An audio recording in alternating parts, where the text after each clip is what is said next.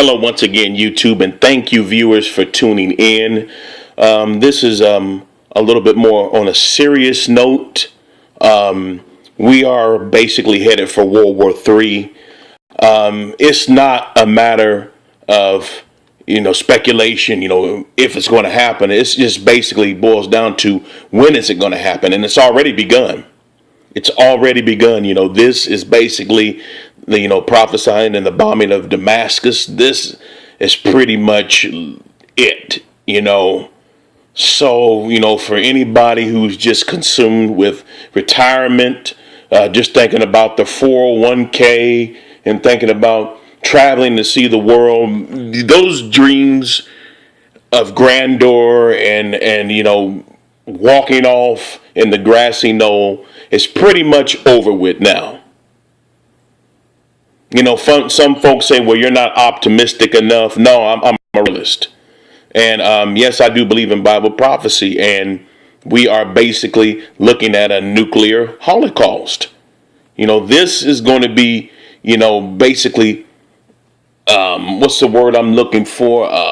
Repercussions are going to basically happen to the United States for this. The United States has been a bully for a long, long time.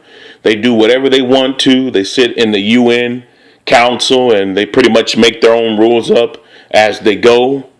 And that's going to basically cost them. And, have you ever seen the movie, what's the name? It's called, it's got Bugsy Siegel.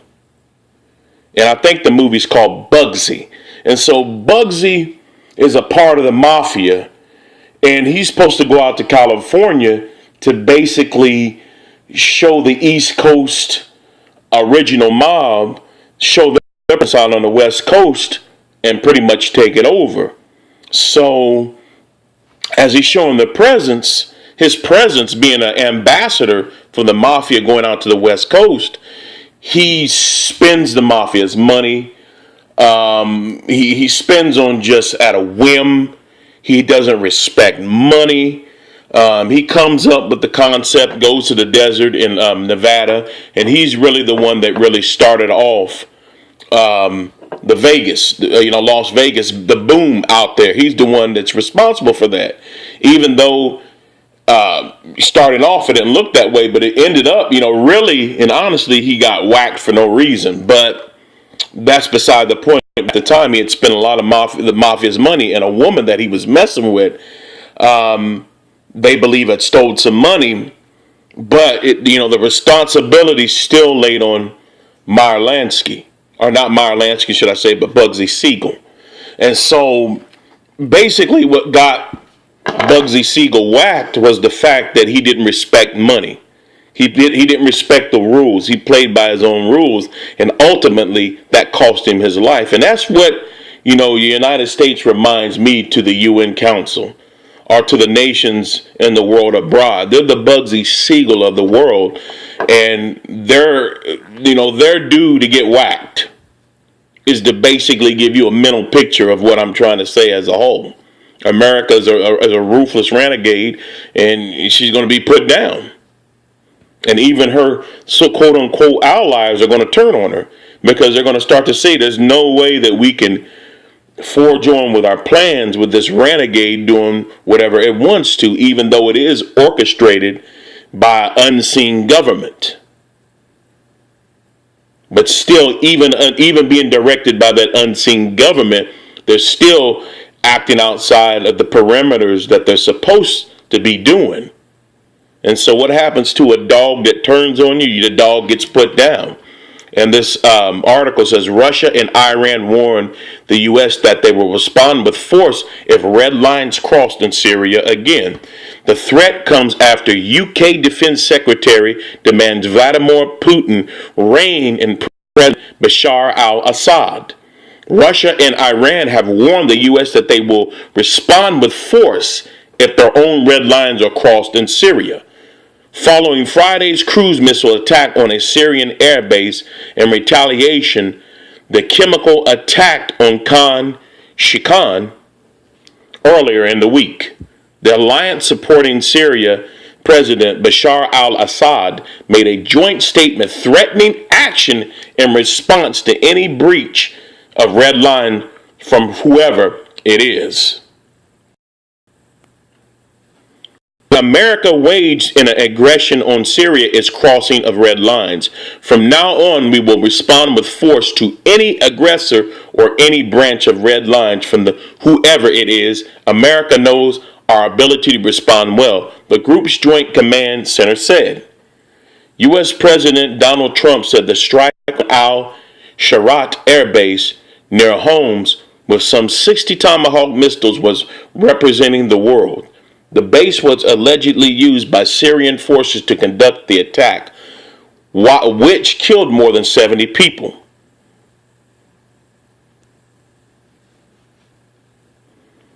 And it says here, Donald Trump's actions risk millions dying on Korean Peninsula. And, that's a whole nother issue as well, dealing with Korea. On Sunday, the UK's Defense Secretary, Sir Michael Phelan, demanded Russia rein in Mr. Assad, claiming that Moscow is responsible for every civilian death in the Khan Shaykhun. Michael said the attack had happened on their watch, and Vladimir Putin must now live up to the previous promises that Mr. Assad's chemical weapons had been destroyed. Experts have dismissed Russia's claim that a rebel chemical weapons facility caused death. Britain and the U.S. France accused Mr. Assad's regime of gassing civilians, and the opposition held down, which that's a crock. They did he's not going to gas his own citizens. But Damascus claimed it destroyed the toxic stockpiles following an international agreement struck in 2013. The Russian Defense Ministry put out a competing version of events claiming legitimate Syrian airstrikes against terrorists had struck a warehouse and used to produce the store shells containing toxic gas, which were allegedly been sent to Iraq. The Joint Command Center also said on Sunday the missile strike would not deter it from liberating Syria, and that the U.S. military presence in the north of the country amounted to an illegal opposition. Absolutely. This is just war justification.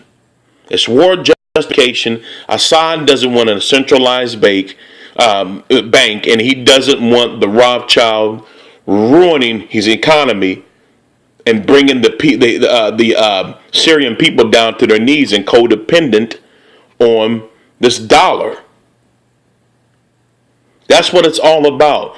They only go after people that resist control over them. If they're not a puppet regime, it's a problem for the powers that be. And so this is going to cost, here shortly, America everything. And the book of Isaiah talks about that. If you go into Isaiah 47, starting at verse 6, I was wroth with my people. I have polluted my inheritance and given them into thine hand. Thou didst show them no mercy upon the ancient, and hast thou very heavily laid thy yoke. And that's the abuse of the Israelite people. I'm talking about the real Israelites, not those over there in occupying Israel now. Those are Karzais, Mamzers. Those are not the real Jews. And thou saidest, I shall be a lady forever, so that thou didst not lay these things to thy heart, neither didst remember the latter end of it. And the abuse that America does to the Negroes, Latinos, and Native Americans and the other nations abroad is a problem that the Most High has. The Most High has indignation towards America and the so-called Edomite people who are running the world and the world's government and the banking systems and the military. The Most High has a personal beef with them. And it's going to cost the honeycomb hideout that they have built for themselves to be destroyed and toppled down forever. Verse 8, therefore, hear now this, thou that art given to pleasures, thou dwellest carelessly, that saith in thy heart, I am, and none else besides me. I shall not sit as a widow, neither shall I know the loss of children. America has never been invaded. America has never been touched like it's touched other countries. And that's going to change. This place is going to suffer loss on a scale that's unprecedented. It's going to be unprecedented loss. But these two things shall come to thee in a moment. In one day the loss of children and widowhood. They shall come upon thee in their perfection for the multitude of thy sorceries and for the great abundance of thy enchantments. Now you know how the elite power is into witchcraft and Satanism. We know these things. And they sacrifice and do wars. These wars are huge sacrifices. It's many lives in a short amount of time. And they sacrifice these people to Satan. And in exchange, Satan gives them power on the left-hand side. For thou hast trusted in thy wickedness. Thou hast said, none seeth me. Now, the Lord ain't seeing me. No, there is no God. We believe in science. Because, when's the Lord going to do something about it? And that's where they've gotten careless and reckless at. They forgot. Thy wisdom and thy knowledge, it hath perverted thee. That's their technology. And thou hast said in thy heart, I am, and none else besides me. Nobody's going to touch America. America will never go down, is what they say. Therefore shall evil come upon thee. Thou shalt not know from whence it rises. So you're not going to know who's creeping, who's plotting and planning to bring you down. You're so cocky and arrogant that you don't understand that these nations are getting you from inside out. They've got sleeper cells. They've got agents. They have, people pretending to be your friends sitting down at these business tables and these government meetings, and they're all plotting to take you down. And mischief shall fall upon thee. Thou shalt not be able to put it off. And desolation shall come upon thee suddenly, which thou shalt not know. You're not going to know where it's going to come from. You're going to get hit like a man sleeping in his bed when a tornado in the midnight hour comes and obliterates his house and blows him wherever the wind direction goes. That's what's going to happen to the United States. That's what's going to happen to this wicked regime that is destroying the earth with war, pollution, and corruption. Verse 12, stand now with thine enchantments and with thy multitude of thy sorceries, wherein thou hast labored from thy youth, if so be thou shalt be able to profit, if so be thou mayest prevail. And so ever since the United States has been founded, it was founded on masonry, it was founded on witchcraft, and it's done wickedness ever since it's been a nation. And even how it became a nation, talking about the United States, it became a nation through rape, robbery, and murder and slavery. Thou art wearied in thy multitude of thy counsels. Let now the astrologer and the stargazers and the monthly prognosticators stand up and save thee from these things that shall come. See, in that day that's coming very, very, very soon, your witches and warlocks and your Illuminatis and secret societies won't be able to save you. Because the hand of the Most High is going to direct your destruction, and it will not be stopped. Verse 14, behold, they shall be as stubble. The fire shall burn them. They shall not deliver themselves from the power of the flame. There shall not be a coal to warm out, nor fit fire to sit before it. So that's talking about you're going to be hit with nuclear destruction. All these countries are going to surround your waters and fire nuclear missiles at you. Thus shall they be unto thee with whom thou hast labored, even thy merchants from thy youth. They shall wander every one his quarter, none shall save thee. And all the people that are doing business with you, they're going to be in disarray, because they're going to realize that the buck stops. No longer will they be able to profit on this bloody land.